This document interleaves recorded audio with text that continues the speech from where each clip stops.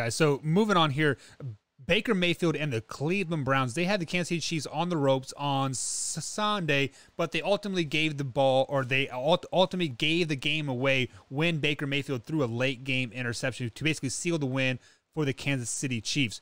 BC Combs, do you think it is time to panic in Cleveland? Because every time this happens to Baker, he has a bad end of the game. He struggles for the next 2 or 3 games. Should the Cleveland fans panic of like an 0-3 start to the season? No, they should not panic. Look, you went into Kansas City, which is a notoriously tough place to play, and you had a lead, and the best team in the AFC came back and beat you. You take off your hat, you tip your cap, but you had a lead, and you were playing with the best team in the league. And now you get Houston at home, and then you get the lowly Bears at home, and then you get the Vikings, who just lost in overtime in Minnesota, and then you get the Chargers. So you've got game was at essentially the Cincinnati. next 3 games. Huh? The game was at Cincinnati. No, I'm saying you I said Their you've got game. Cleveland. Yeah, I'm saying you've got Cleveland gets At Minnesota Minnesota on the road at at Minnesota. Okay. Yeah, I thought it sounded like you said like that Minnesota lost to Cincinnati at home. No. So you get Houston at home, you get the Bears at home, and then you get Cleveland, or you get Minnesota on the road. Those should be 3 wins heading into the game against the Chargers, and then you've got the Cardinals right behind that.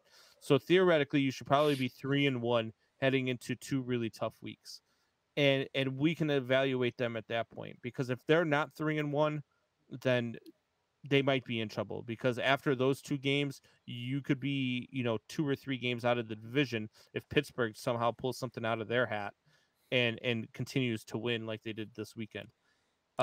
So it's just one of those where you got to put your nose to it. You got to beat the teams you're supposed to beat, and they should win these next 3 games.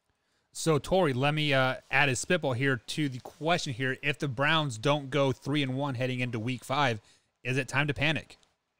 No, because if you look at the Tampa Bay Buccaneers teams that were actually really good, that coming off the Super Bowl, they were notoriously slow starting teams. They were always awful the first part of the season, and the second half of the year they were always dominant, and they were right there at the end of the season. And you can have a slow start in the NFL and recover from that. Not versus in this division. Not in this division. Not I when, see it. Not when you've got Baltimore in there, and then when you've got Pittsburgh, who gets to go to Vegas, or gets to get Vegas at home, and then gets to have Cincinnati at home. And then they play Denver in week 5. So you can't have a slow start in this division with the Ravens and Steelers out there.